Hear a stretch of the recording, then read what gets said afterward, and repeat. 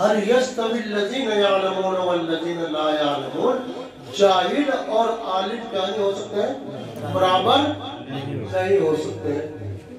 एक मेरे मुताल्लिकीन में से हज करके आए थे, एक साहब आए, वो हाफिज थे, मैंने उनको एहतराम में बिठा, उसके दिल में पता नहीं क्या एहसास हुआ किस एहतराम से बिठा रहे। अब जी मौलवी का हाफिज का दर्जा बनाओ या हाजी का? मैंने कहा मौलवी हाफिजी का दर्जा नहीं, बल्कि मियाँ जी जो कलाम पाक को इखलास के साथ पढ़ता है उसका बड़ा दर्जा है। जिस तरह नमाज फर्ज है, आप पर पैसा का आप हज करिए, लेकिन ये जो बीमारी का इजहार हो रहा है आपके अंदर से, ये आपके हज पर डकैती डाल रहा है।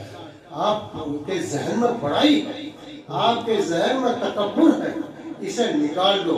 आलिम तो वो होता है कि अगर कोई आलिम की ज़ियारत कर लेता है, जनाब मोहम्मद रसूलुल्लाह की ज़ियारत करता है, तो इसी आलिम से अगर कोई मुसाफा करता है, गोया कि रसूलुल्लाह सल्लल्लाहु अलैहि वसल्लम से हमने मुसाफा किया।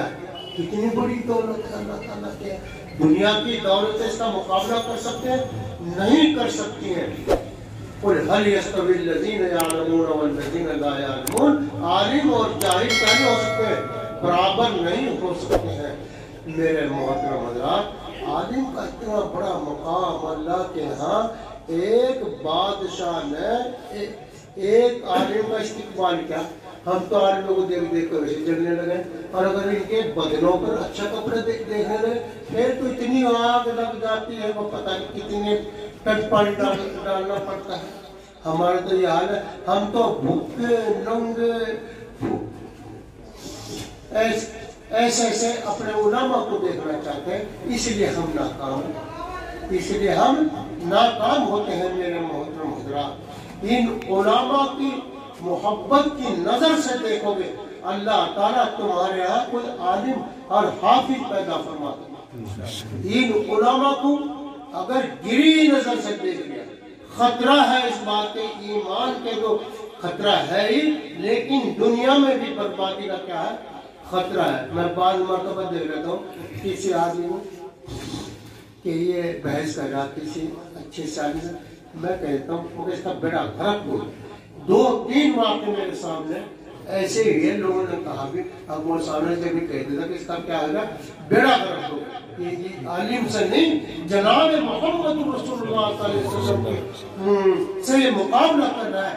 इनके सीने में अल्लाह के रसूल की अहादीस और कुरान है, तो ये गोया कि अहादीस की तौहीन कर रहा है, कुरान की तौहीन कर रहा है, और किसकी चीज की तौहीन कर रहा है।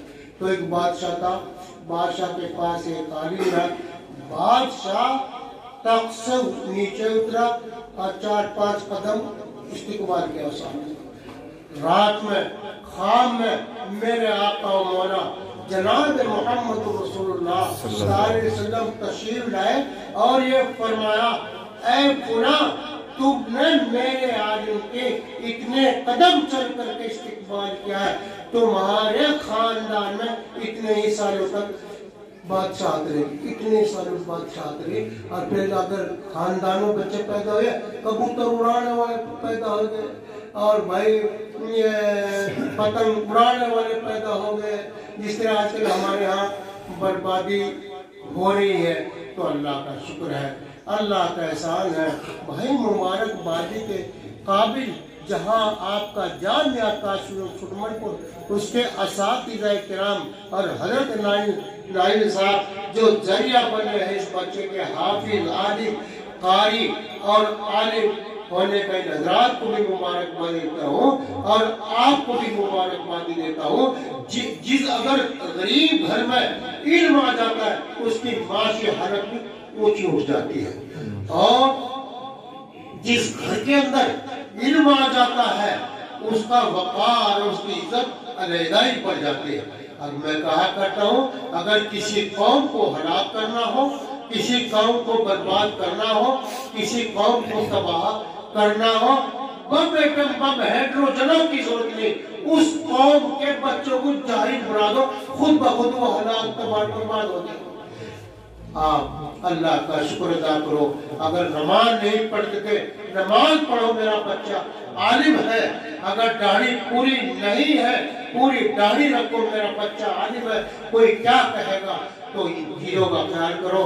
جب آپ اس علم کی عزت کرو جو علم آپ کے گھر میں آگے انشاءاللہ تعالی آپ کی نسل میں علم کے دریا بہیں گے اور علم کا یہ سلسلہ جاری اور ساری ہے.